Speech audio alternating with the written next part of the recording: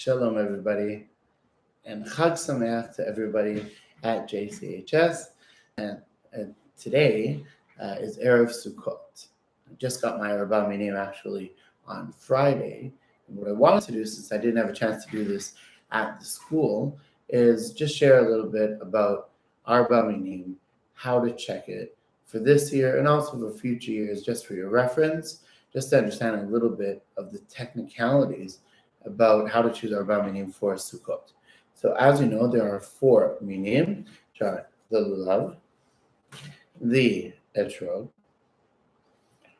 the Hadassim,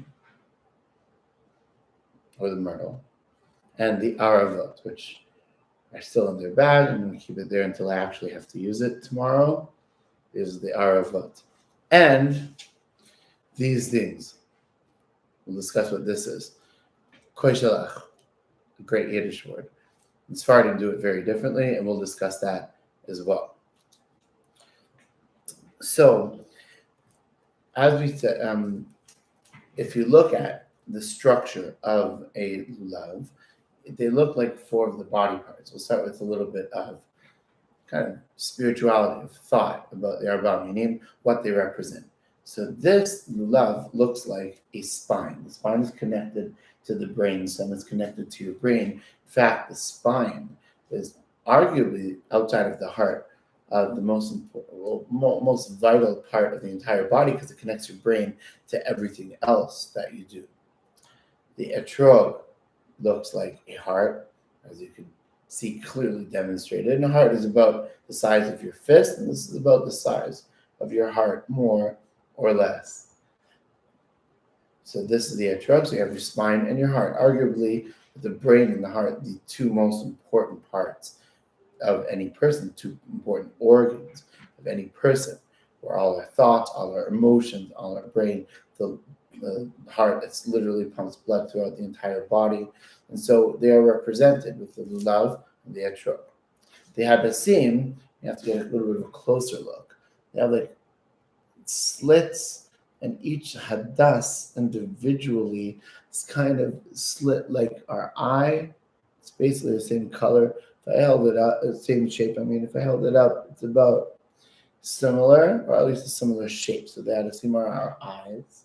And the aravot, especially the long ones, each branch, each leaf, I should say, is actually very similar to the shape of a mouth, like this. So you have your mouth, your eyes, your heart, your spine connected to your brain. And so what does this all mean? First of all, when we shake the lulav or shake the Arba Minim, that means our entire body is represented, or many of the vital parts of our body are represented in this lulav. So when we shake it, we're like shaking all of our body, putting all of ourselves into the mitzvah. We're also putting our entire bodies into the sukkah for the mitzvah, really immersing in it. And that is one of the ideas. Another idea is that how do you worship Hashem? With your intellect, with your heart, with your lev, with your tefillah, with Torah study, and making sure that whatever our eyes see and whatever our mouth says, we have complete control over, represented by the hadassim, and the aravot. So that's a little bit of a thought, if you will, as part of Kriyat Shema. V'lo tatu acharei levavchem, v'acharei einechem, don't stray after your heart and your eyes for something chas v'shalom that would be bad, but also maybe do that. Use your heart and your eyes, your mouth, your spine, and your brain in order to do good. All right, that's a little bit of thought. Let's get into some of the technicalities, and let's start with the etrog. Why don't you get a good look at this one? This is a really, really nice etrog. But how do you know if it's a nice etrog or not? So first of all, there's color. Color is very important. As you can see, color can be yellow or green. It doesn't really matter. The stem should be a little bit indented. This is cut off of an etrog tree, actually a tree that's used to exclusively grow etrogim. Some of them are grown in Italy. Most of them are grown in Israel. I've seen a couple in New Zealand. And I'm sure there are some etrog trees in Miami as well. but these are from Israel. This is the piton, which is the very, very top of it. It must stay on. But how do you check it? So you really want to check it for blemishes. And the etrog divides into really two parts. The first part is this slope right here. You can see there's a slope. And the second is the main body of the etrog. This is the sensitive area of the etrog, which means that we really have to check if there are any blemishes, if there are any black marks on this part. It is not kosher, like a real black mark, only on this third of the part. If there are brown marks, that's okay as long as there are not a lot of brown marks and there are fewer than the entire circumference of the etrog. So you can see the rest of the etrog is pretty clean. There's some marks here, and the marks that you can take off like this are not really marks. I can see here there's two very minor marks over there. You can't really see it unless you get really, really close. But since they are not covering most of the circumference, this constitutes a kosher etrog. Plus, you have to check that it has all these ridges on it, and therefore it is not smooth, so it's not a lemon. That's in short how you check an etrog. How do you check a lulav? Lulav has to be straight. I mean, it can't be bent. I'm not going to bend this one, but it can't be bent. This is straight, meaning it doesn't have to be arrow straight, but straight enough to, even if it folds a little bit there, that's okay. The main part is this part, which is the spine. Going all the way up to the top, and it should be closed. And the only way you really check a lulav is by the middle leaf. And I don't know if you've ever noticed this, but you can see over here in the spine, there's this top leaf. And there's a middle leaf, and I'm about to show that to you. So you take the lulav and you separate it.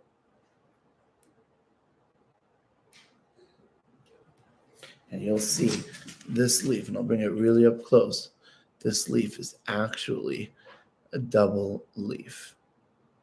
I don't know if you can see it by this angle, but it's a double leaf. Where these two, if you get really, really close, are actually two leaves joined. So you see that? Yeah, you can see it there. They're two leaves joined. And that's called the tiomet, which means the double or the twin, the tiomet. So that's what you want to check is together. If that leaf is separated a little bit, that's fine. If it's separated for most of the lulav, then possibly that lulav is no longer kosher. So really, all the other branches could wave. That's fine. The tiomet, though, has to be like this. You also want to check the spine is green. The dark green is the spine. This belly here, which is brown, it could be brown. That's the belly. And so that's how you check a lulav. It has to be mostly straight, meaning not bent like this in a curve shape, but pretty much any lulav you'll find would be straight. The hadas is very interesting. I was once in a hadas farm in the Golan Heights, and they only grew hadassim there. Unbelievable smell, brilliant smell. But this is a myrtle. You'll see many of these in the world. However, the hadas specifically is what's called mishulash because it has to be triangular, meaning three leaves grow from one point. Three leaves grow from one point. I'm going to demonstrate that in a moment. Because of the words of what the hadas is in the Torah, it says anaf eitz avot. Anaf eitz avot, which is a branch of the avot tree, which anaf means branch. And so you want, because there are three words to describe a hadas, there have to be three. This is what the oral Torah teaches us. There has to be three leaves on any given point on the hadas, and that has to be at least 3 tfachim, which is about 24 centimeters. And so it's 3 handbreadths, 1, 2, 3 is the minimum height for hadas. Most hadassim are greater. I want to just show you really up close. You can see at any given point. Let's take this point. There's 3 leaves. 1, 2, 3. See that? 1, 2, and 3. They all go from the same point, and also up here. 1, 2, 3.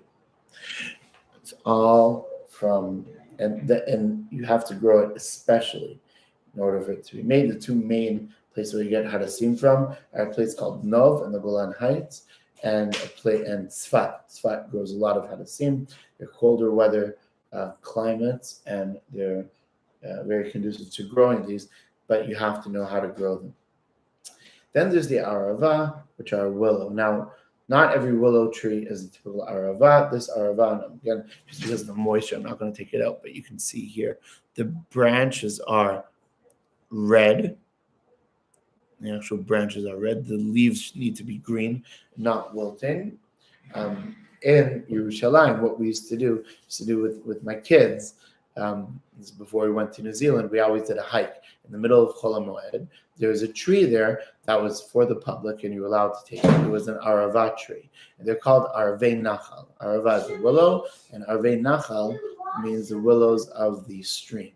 So there was a stream there, and it was a beautiful, beautiful hike.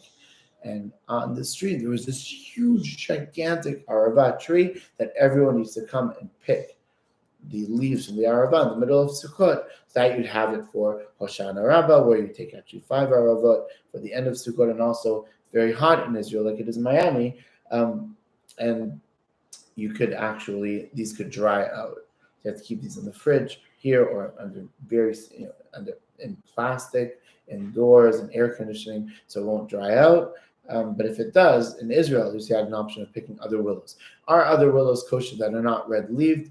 You can rely on that when you have to. We did in New Zealand, but ideally it should be from this specific Arava, which is Arvei Nachal, with the red branch. So if you find any of those, then that would be fine. I actually found an Arava tree in Indianapolis, of all places, growing in the lagoon, which is right next to the JCC there. So you never know where you're going to find one. Now you know how to check for your Arba Minim, Lulav, Etrog, Hadassim, and Aravot. And I wish you all a Chag Sameach. Enjoy Sukkot, and I'll see you when we get back.